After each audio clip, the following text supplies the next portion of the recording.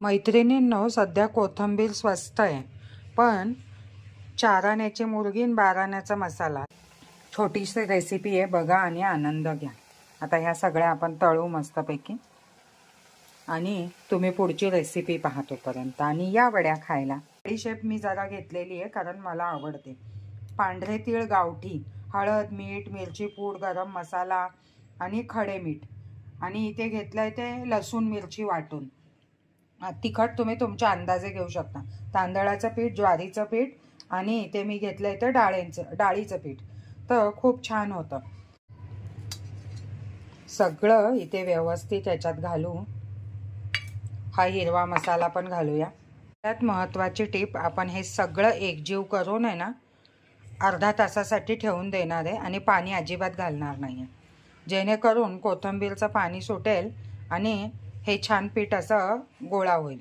तर सगळं मिक्स करून ठेवून द्या। सगळं मिक्स करून आपण मस्तपैकी 15 ते 20 मिनिटासाठी सोडून देऊ। ऑटोमॅटिक पाणी सुटेल याला। 15 ते 20 मिनिटं झालेत। आता छान आहे ना, बघा हे नरम झालेलं आहे।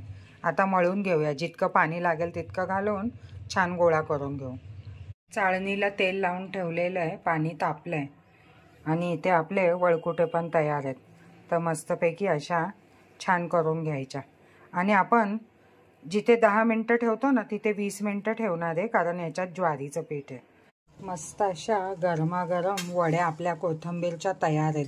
कोथिंबीर वड्या आपल्या मस्तपैकी थंड झालेल्या आहेत, चिरून घेतल्या आहेत छान। तेल गरम करायला ठेवलेलं आहे इथे,